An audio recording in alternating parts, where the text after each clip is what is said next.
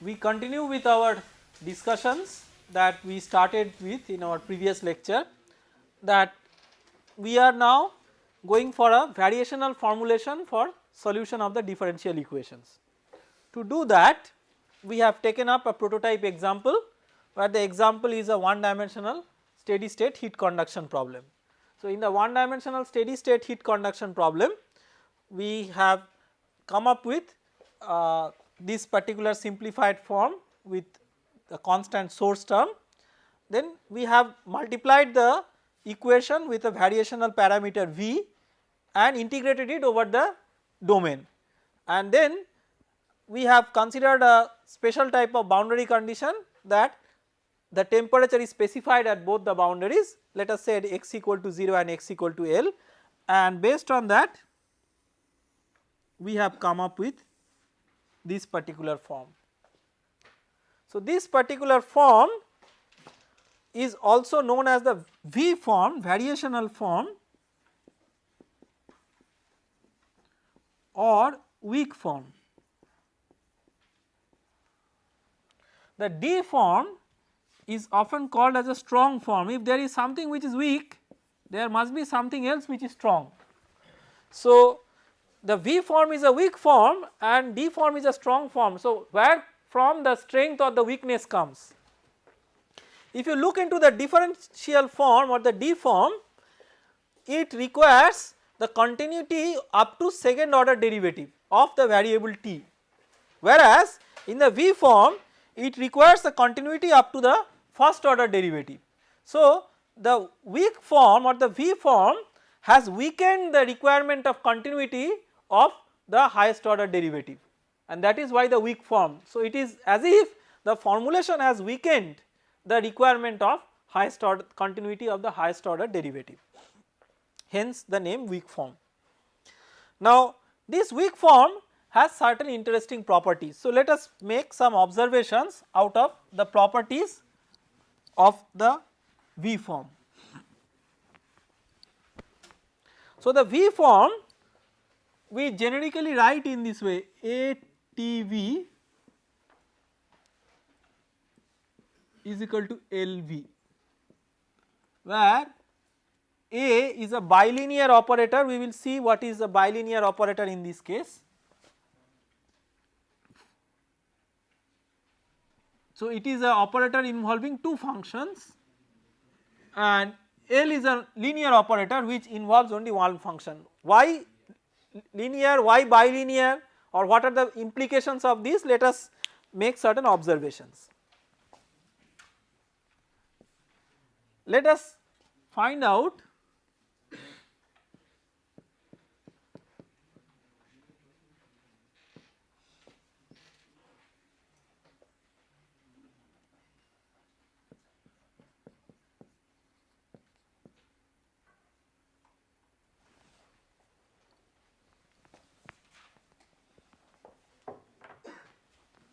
this. A is a function of two parameters, that is what we first understand. Now, each of these parameters we make some change, we replace t with alpha 1 t plus alpha 2 v and v with beta 1 t plus beta 2 v. Let us see that what we get out of that through this example. So, in here we replace k d dx in place of t alpha 1 t plus alpha 2 v in place of dv dx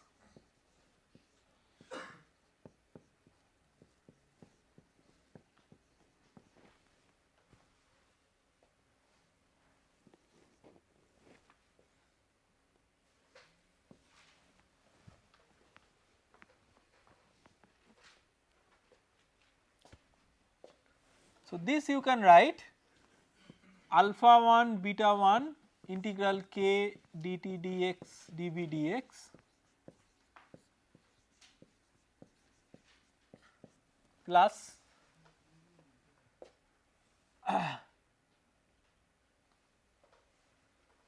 sorry dt dx dt dx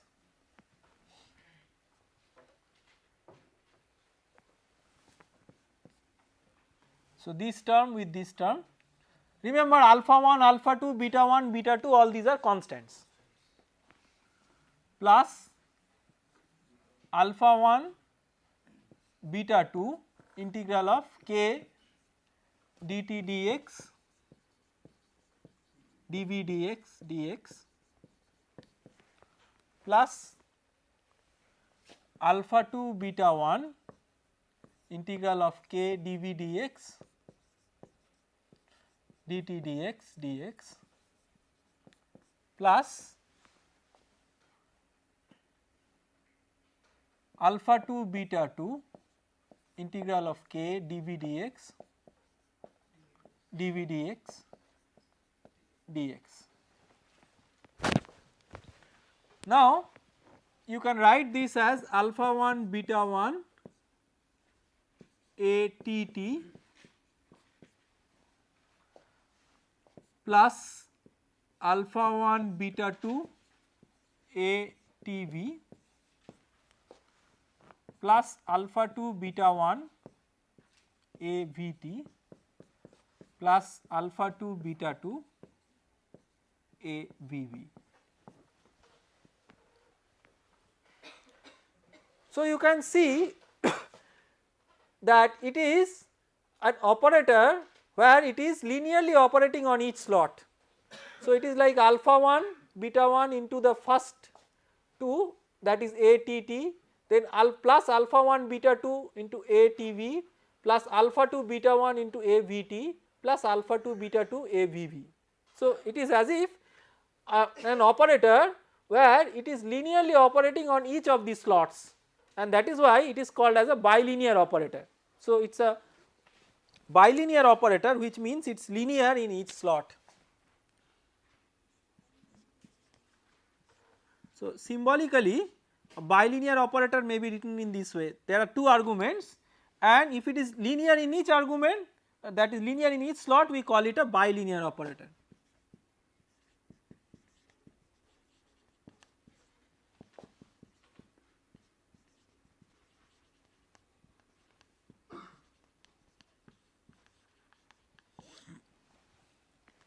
So this is the first observation.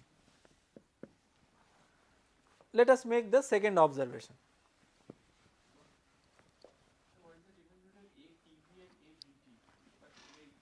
A t v means you in place of t it is t, in place of v it is v. A v t means in place of t it is v and v it is t. Here of course they are the same. So that is what we call as symmetric, that we will come next, but there are many operators which need not be symmetric.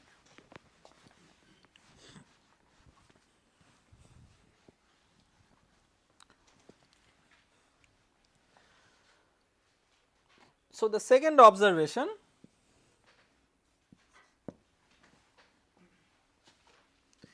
L alpha t plus beta v.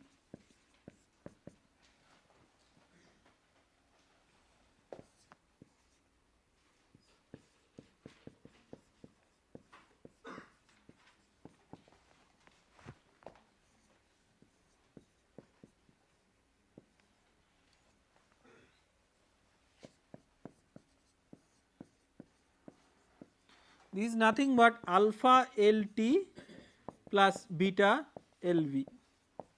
So if such a property is satisfied, then the operator L is called as a linear operator. So L is a linear operator.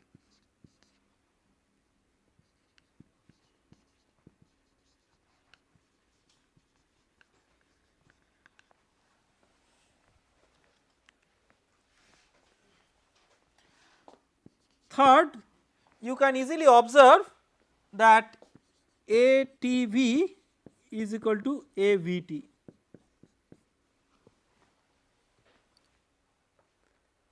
From this example, if you swap T and V, it makes no difference. So that means A is a symmetric operator. A is symmetric, or sometimes it is called as self adjoint.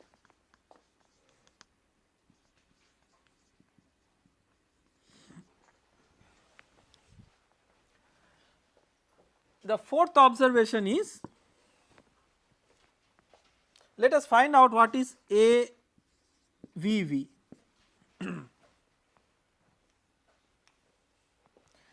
That is integral of k dV dx whole square dx. K is a property which is positive, thermal conductivity of the material is positive, and dV dx whole square, no matter whatever is dV dx, it is positive. So, its integral over the domain is positive.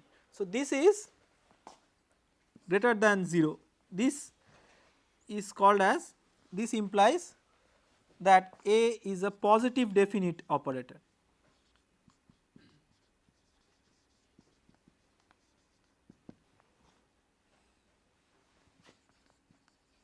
Or in another technical term, it is called as is a scalar product on V.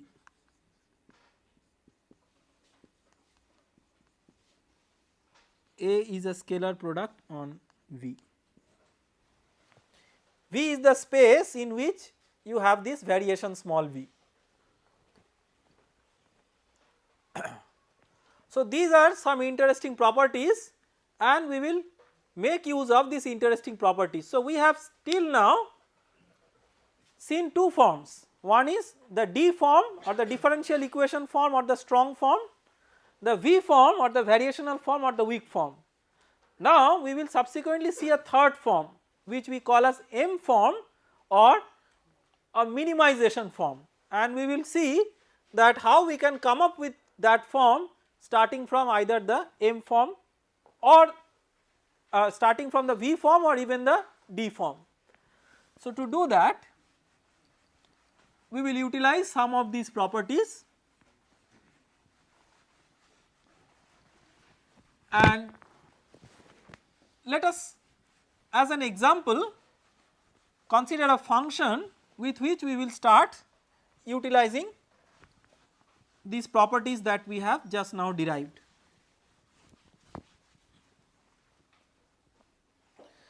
So, let us say that we have a function g of epsilon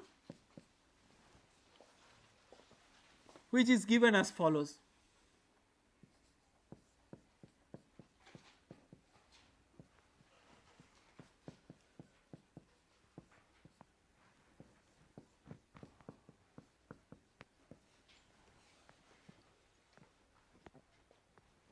And we define a minimization problem, say that the M problem or the minimization problem is equivalent to minimize G at epsilon equal to 0, that is minimize half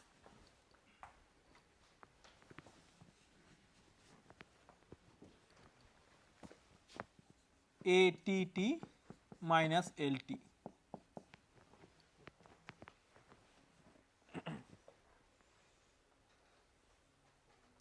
Okay.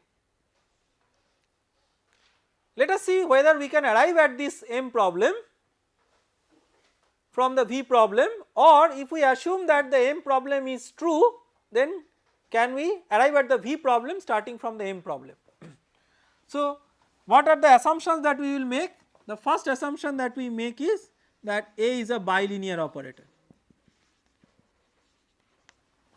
We have seen by this time through an example that what is a bilinear operator. So, G epsilon is half ATT plus epsilon by 2 AT V plus epsilon by 2 AVT plus epsilon square by 2 AVV minus LT minus epsilon LV. So, we have assumed A is bilinear and L is linear.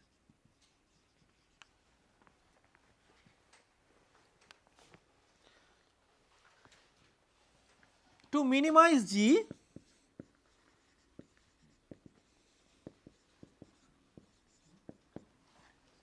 we must have g dash epsilon is equal to 0, and since we are minimizing at epsilon equal to 0, we must substitute g dash epsilon at epsilon equal to 0 equal to 0.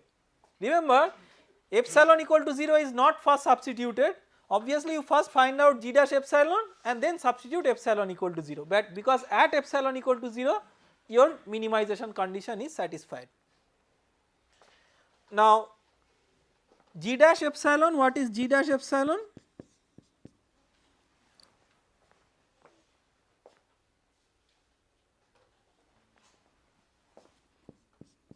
Half ATV plus half AVT plus epsilon AVV minus LV.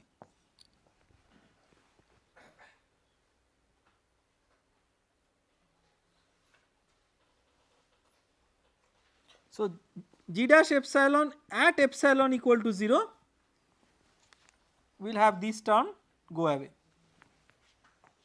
At epsilon equal to 0 you can substitute now epsilon equal to 0.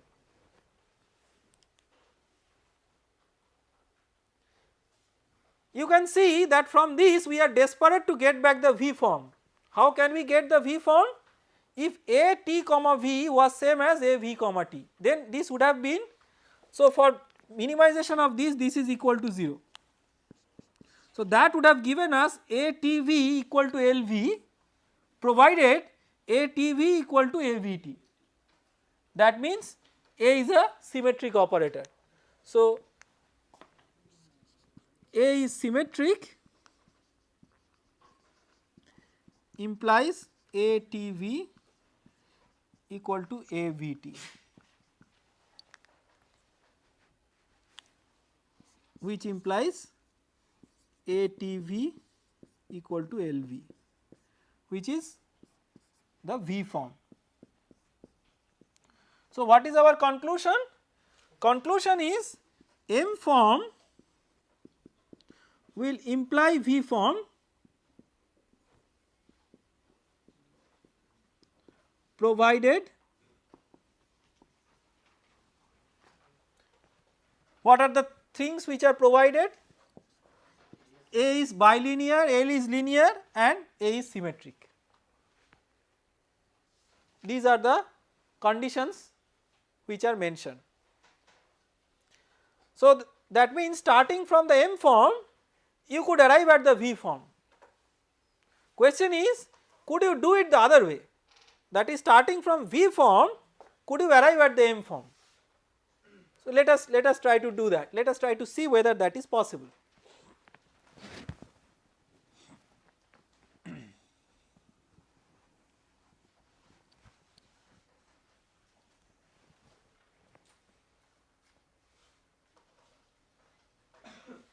So to do that we will start with this G epsilon.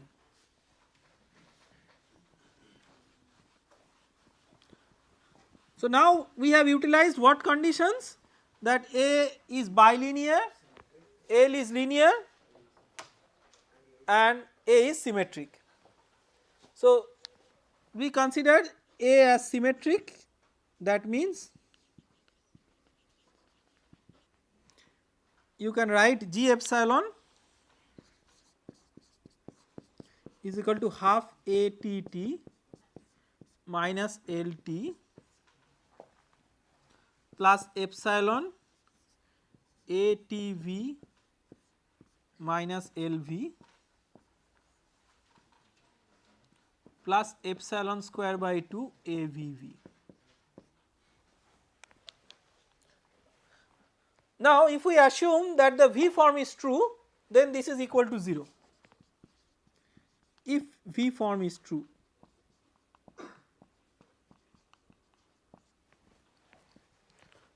okay.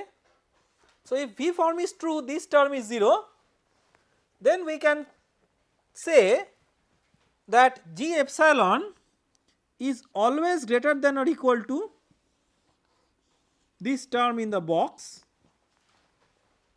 provided A V comma V is positive. When that is true, when A is a positive definite operator. So we have just now seen that what is the meaning of that one. So if A is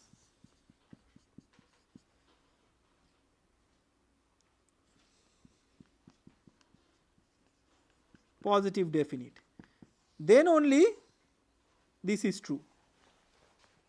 So G epsilon is greater than equal to this one provided A is positive definite. That means this term in the box is the minimum of G, right. So this implies that under this condition you have half ATT minus LT is minimum of G epsilon at epsilon equal to 0, which is nothing but the M form.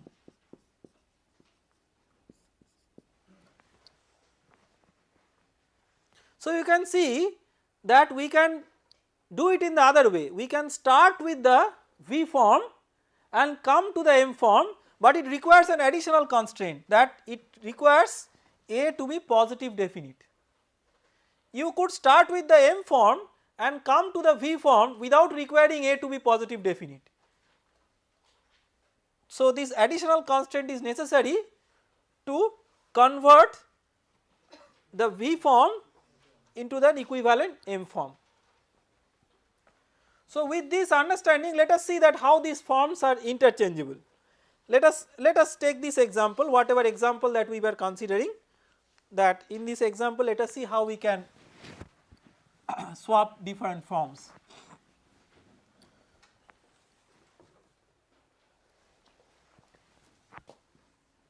So you have k dt dx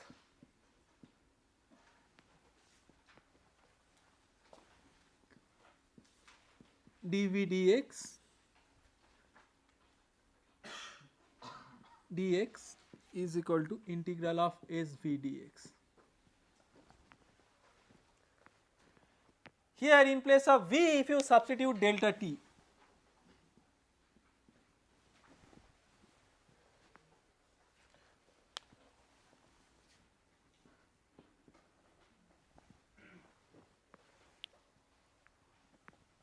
so you can write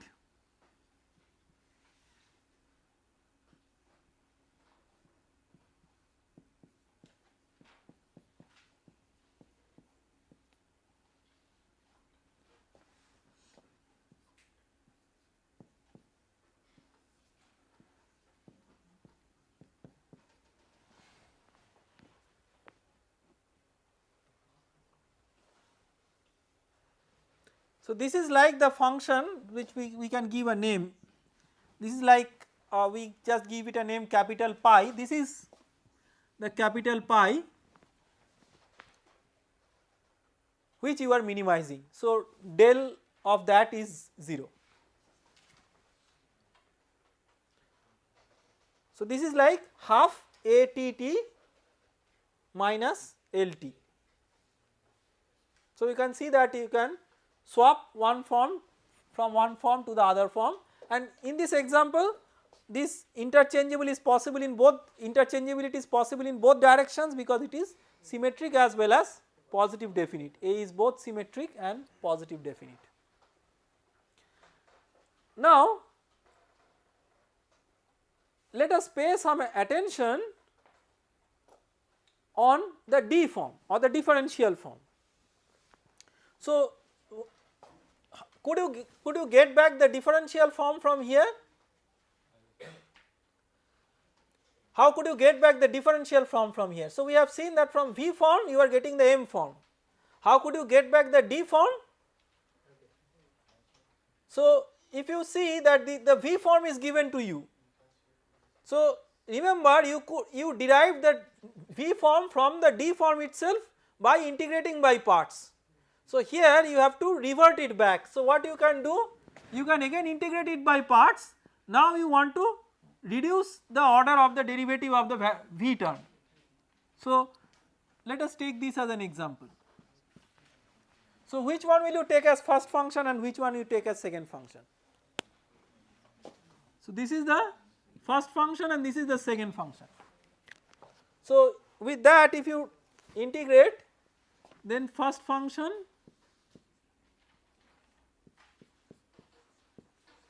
into integral of the second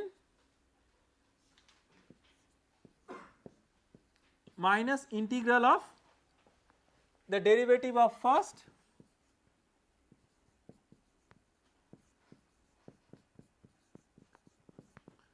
into integral of the second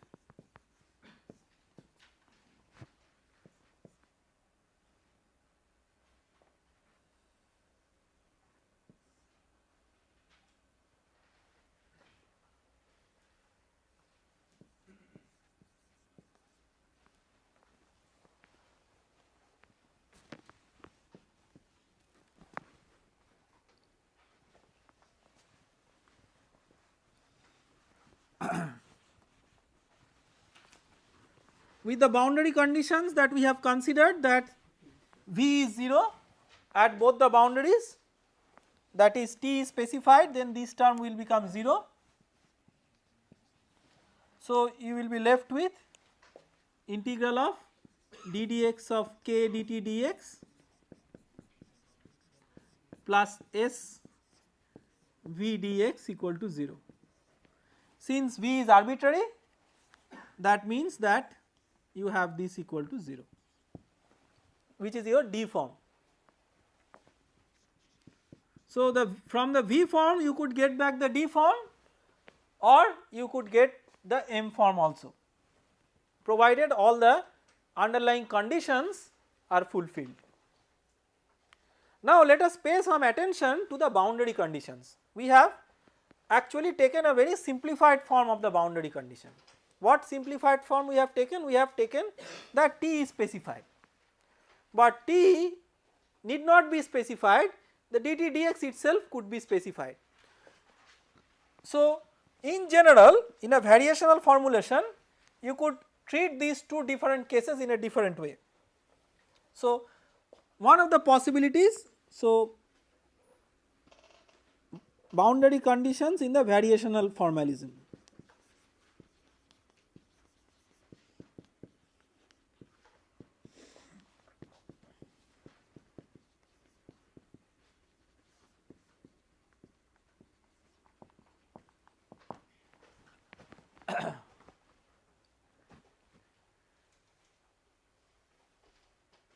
You could have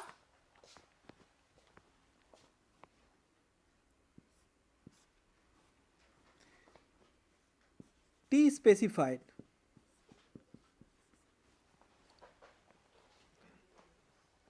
T specified means what? The variable, the variation of which appears in the boundary term is specified. The variation of t appears in the boundary term, and that variable is specified for which the variation appears in the boundary term. So, t is specified, more formally it is the variable for which variation appears in the boundary term.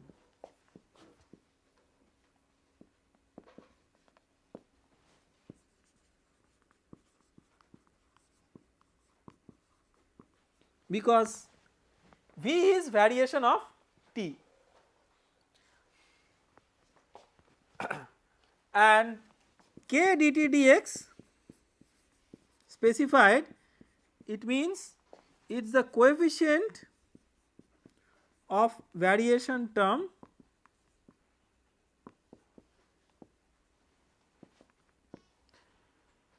coefficient of variation in the boundary term.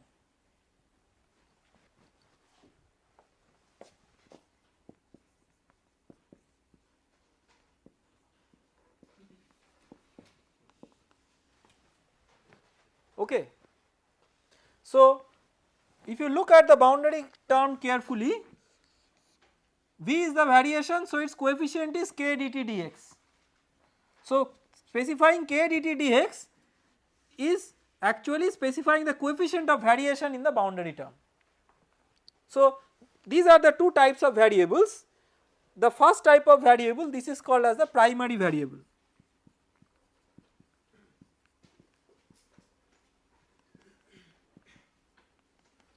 and the second type of variable is called as a secondary variable.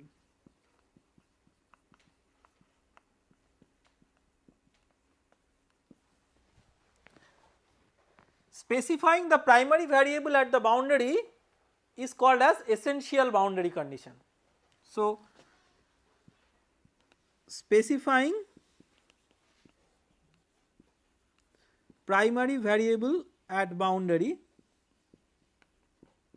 it is called as essential boundary condition, and specifying secondary variable at boundary is called as natural boundary condition. Essential boundary conditions, see, these are English words which are literally relevant in this context. So, essential boundary condition means this is it has to be essentially satisfied. So, T is specified, that means the variation in T has to be 0. So, that is essential. The other one is natural, because for that you do not have to give any extra effort, that term automatically appears in your boundary term through the formulation procedure, like k dt dx. You can recall from the physical understanding that k dt dx is minus of the heat flux. So, specifying the heat flux, it essentially means that you are not having to specify it by any separate mechanism. You are not having to specify it by any separate mechanism. The term k dt dx automatically appears in the boundary expression, so that you can substitute it there. So, that is called as a natural boundary condition. So, we have got an understanding of what could be the different types of variables and the corresponding boundary conditions in a variational formalism. Now, can we extend these concepts to equations which involve higher order derivatives? Let us take an example.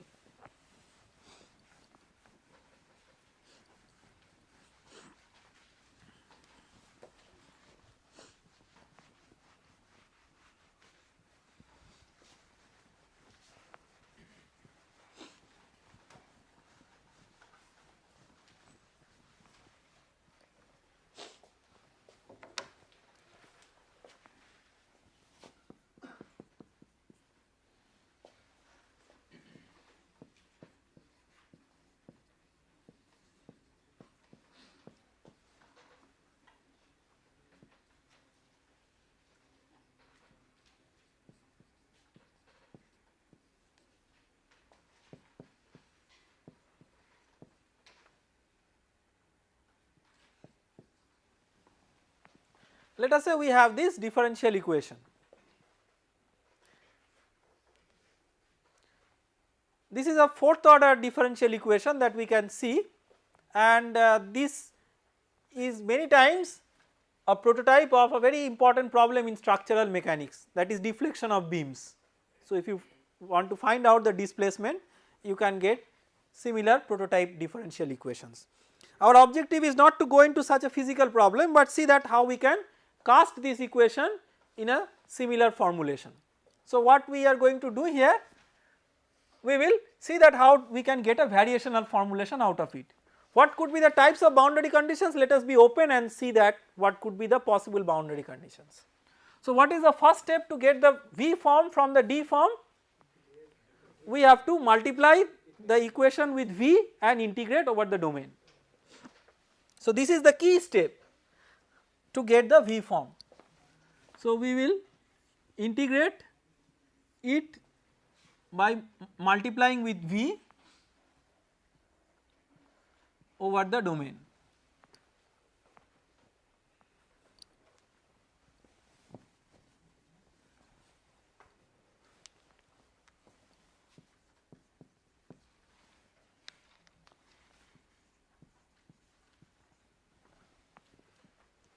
Next, what we will do? We will integrate it by parts. So, let us just do it quickly, because we know that how this needs to be done. So, V is the first function and the function appearing here is the second function. So, first function into integral of the second.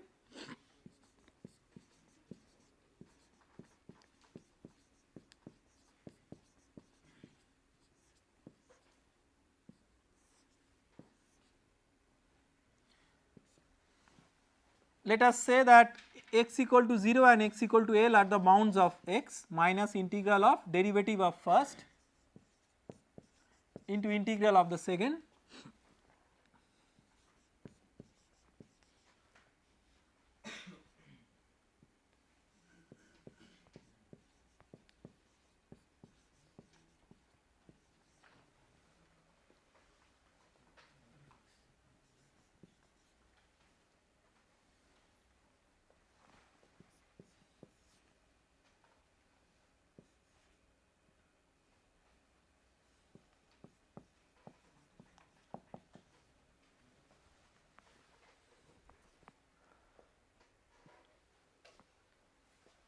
What is the next step? See, we will stop to the limit where we will see that the orders of the derivatives in the variational term and the original term are the same, then it will automatically become a symmetric term, the operator will become a symmetric operator. So, we will integrate it once more by parts with dv dx as the first function and the remaining as the second function. So, let us do that.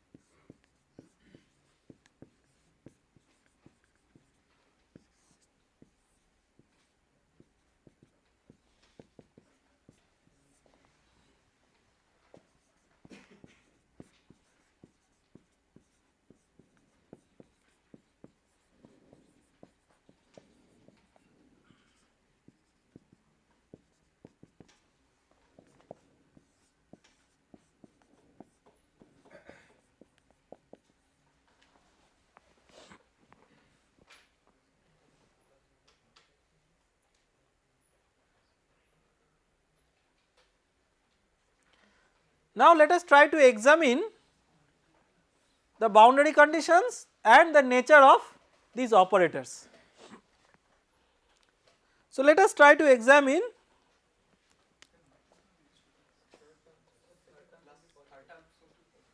this will be positive, right. Now, let us examine the boundary terms. In this boundary term, referring to this boundary term, you tell me what is the primary variable, what is the secondary variable. Primary variable. Primary variable is the variable on which the variation is taken in the boundary term, y, because v is variation in y. What is the secondary variable?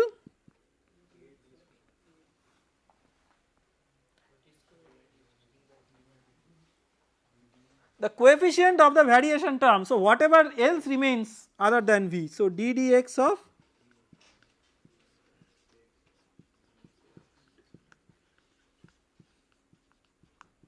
this one. There is also another boundary term, this one. So, here what is the primary variable? dy dx, because the variation is taken, v is what, delta y. So, it is delta of dy dx, okay, because v is delta y and d and delta are exchangeable. So, it is delta of dy dx. So, primary variable is dy dx. So, it is delta of what, that what is the primary variable. Secondary variable a d2y dx2. So, what could be the possible boundary conditions that you could specify? What could be your possible essential boundary conditions? So either y specified or dy dx specified. So this could be essential boundary condition, this could be essential boundary condition. So you can get one important understanding that specifying the derivative is not necessarily natural boundary condition. That was a second order derivative problem, this is a fourth order differential equation problem, and specifying this is a natural boundary condition. So these are specifications of these are natural boundary conditions. So in the boundary either you have to specify the essential boundary condition or you have to specify the natural boundary condition. Now once these are specified, the remaining terms you have a y comma v as this one,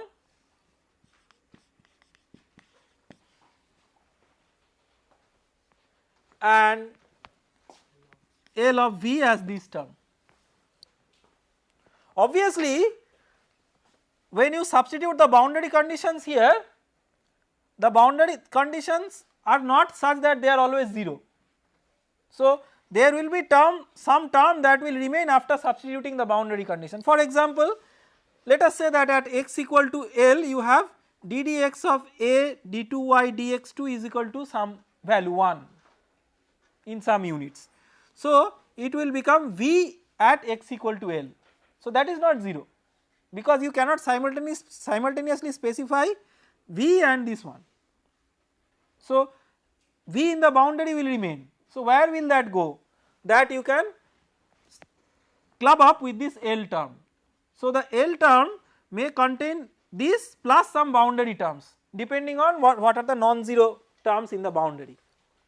Okay, so that should be clear. So it is not that these terms are together giving rise to 0, some non-zero terms may there depending on what are the boundary conditions specified, and those specified values of the boundary conditions. Now let us take an example. Let us say that let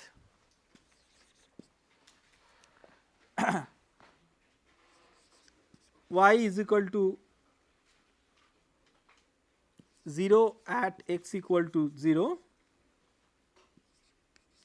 d dx of a d2y dx2 is equal to c at x equal to L, dy dx equal to 0 at x equal to 0, and a d2y dx2, let us call it C1 and let us call it C2 at x equal to L. Then let us write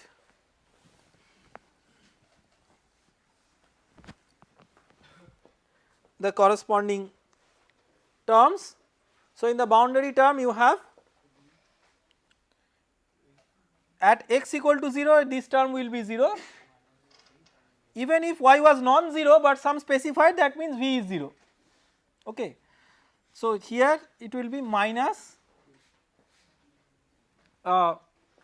this is equal to v at L into C1, this minus 0. So that is the boundary term that we get from here. Then minus at x equal to L it is C2. So C2 into dv dx at L.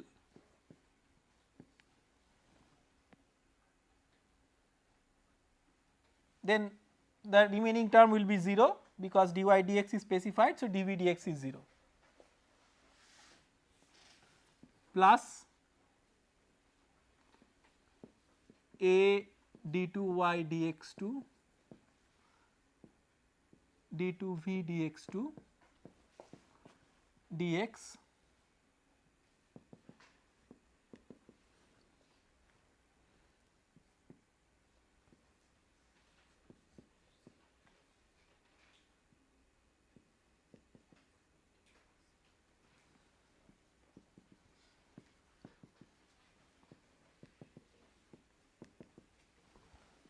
okay.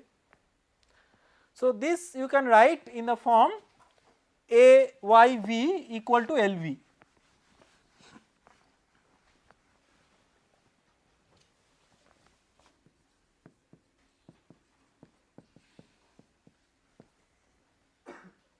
Where AYV, maybe let us use a different symbol, say capital A, because we have already used one small a in the problem, where what is capital AYV? It is integral of A d2y dx2 d2v dx2 dx x equal to 0, x equal to L.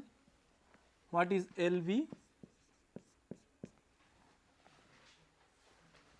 Whatever you take it on the other side. So, minus integral of B v dx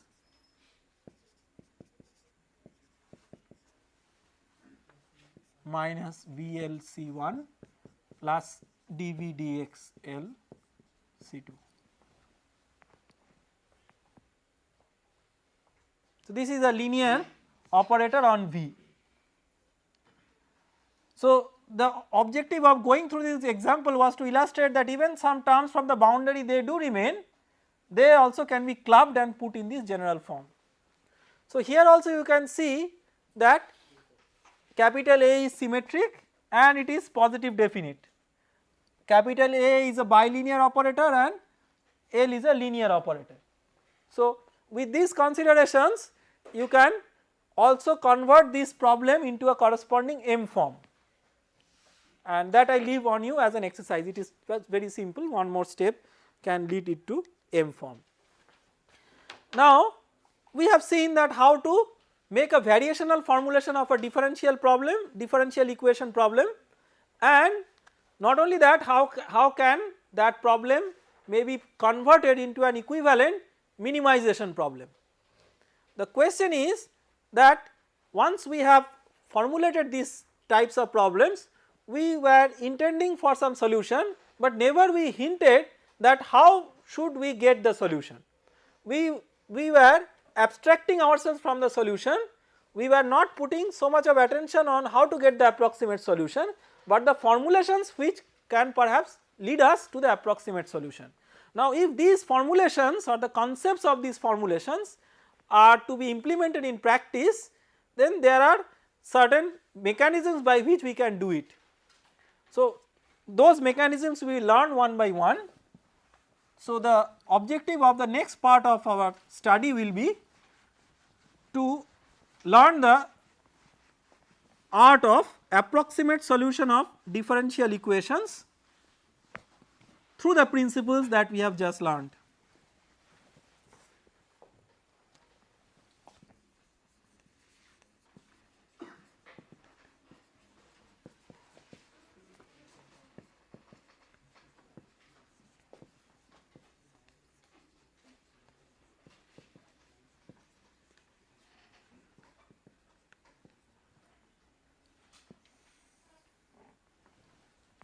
So, when we say approximate solutions of differential equations, the situation is that we can have various techniques, really a lots of techniques for using which we can get approximate solutions. We will try to cover as many techniques pertinent to CFD as possible in this particular course, but we will start with those techniques which directly follow from our previous discussion, because that gives us a general collection of methods, so to say, with a name weighted residual approach.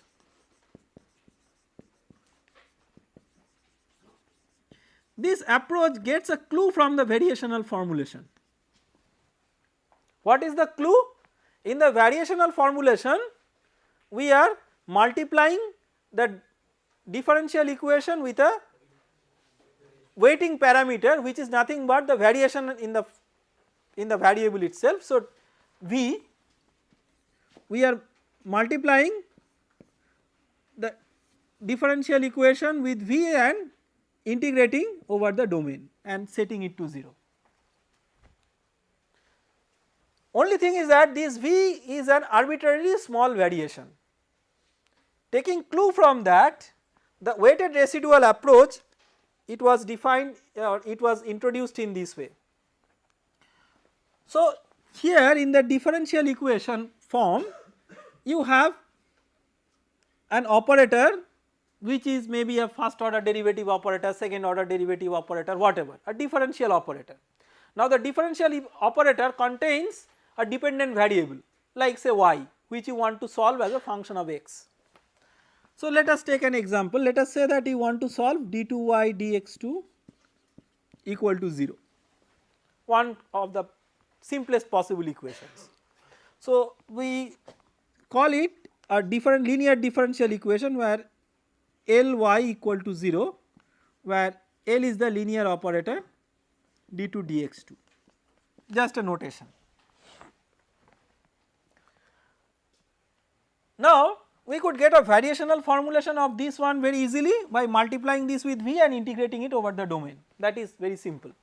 Question will remain that what is that V in a non-abstract sense. In an abstract sense, of course we know that it is the variation in y, true, but if you want to implement it in practice, if you want to use a function in place of this, after all in the function space it is a function, if you want to implement a function in place of this one, what could you do?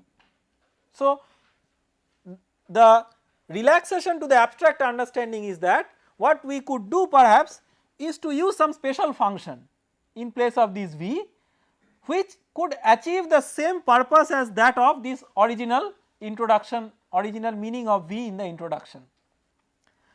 Then the question remains that what will be this y? You want to solve for this y you do not know. So, you need some approximation to this y which you want to substitute in this integral, otherwise this will remain a differential equation. We want to convert it into some non-differential form, maybe an algebraic form. So, if you want to convert it to an algebraic form, and why do we want to convert it to an algebraic form? Because we know that how to easily solve algebraic equations, and in fact one can use numerical tools for solving algebraic equations. So, to get an algebraic form, what we will do is we can substitute y as an approximate polynomial. So, if you substitute y as an approximate polynomial, then d2y dx2 will be another polynomial which is the approximate polynomial differentiated twice with respect to x. So, that approximate polynomial will be approximate, and because it is approximate, d2y approximate dy2 or Ly approximate will not be equal to 0, right, because the exact function, if it was there, now if you are very lucky or if you have such a great insight that you know what is the final solution and you substitute that as an approximate solution, it will be 0 directly. So, that can be valid for only simple cases, but not in complex cases which you really want to solve numerically.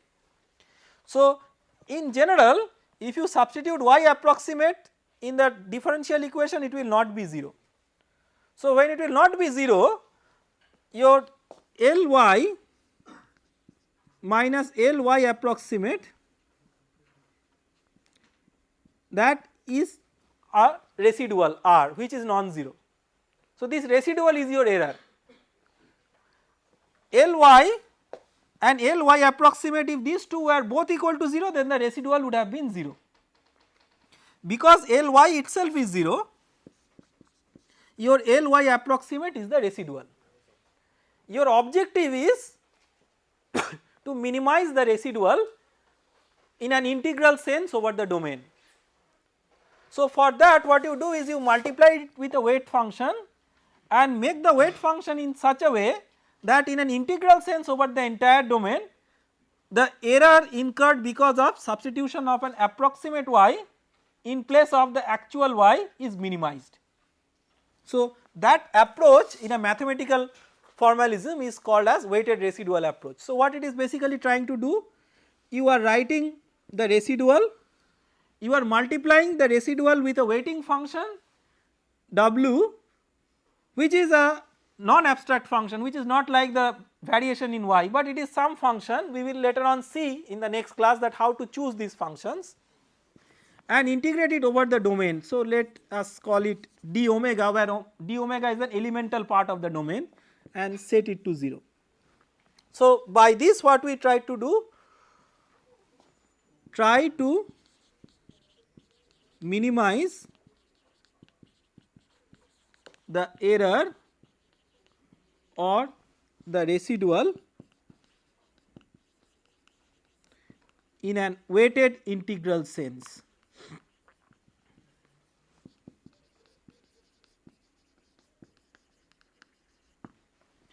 So, what you are basically doing, you are multiplying it with a weighting function. So, you have got now two types of functions. One is the y star or y approximate. This we call as trial function. Why it is a trial function? Because you do not know what is y. This is just as a trial you have substituted, and this trial function may have unknown coefficients which you want to evaluate by imposing this constraint. So, you have another function w, which is you call as weight function or weighting function. So, you choose some trial function, you choose some weighting function with an effort that your total error in an integral sense over the entire domain is 0. So, this is the physical meaning of this mathematical equation, that you try to make an attempt to minimize the total error incurred over the entire domain because of substitution of an approximate function instead of the actual function. You have incurred an error and you are attempting to minimize the total error in an integral sense over the domain, and that you do by setting this integral equal to 0. So, that is as if your effort is to make a 0 error in an integral sense, and for that you require these two functions, one is the trial function and another is the weighting function, and this concept of this entire formulation is borrowed from the previous variational formulation, because it is as good as writing the original differential equation with just approximate function substituted in place of the actual function, that is one approximation, and the weighting function not the variation but some arbitrary weighting function. So, these are the two relaxations that we have made. We have not substituted the actual function, we have substituted the approximate function instead, and we have not substituted variation in the variable, but we have substituted an arbitrary weighting function instead. But otherwise this formulation has a great similarity with the variational formulation. One advantage of this is that here you do not require the functions to be satisfying the special conditions like symmetric, positive definite, all those things, because we will not in general be simplifying these by using integration by parts. So, these functions will require some other special requirements that we will see in the next class, but we can see that these functions are not as rigorous as that of the original functions, original solutions and the variation, and therefore it will lead us to the approximate solutions of the differential equations. How it can lead us to that we will see in the next class. Thank you.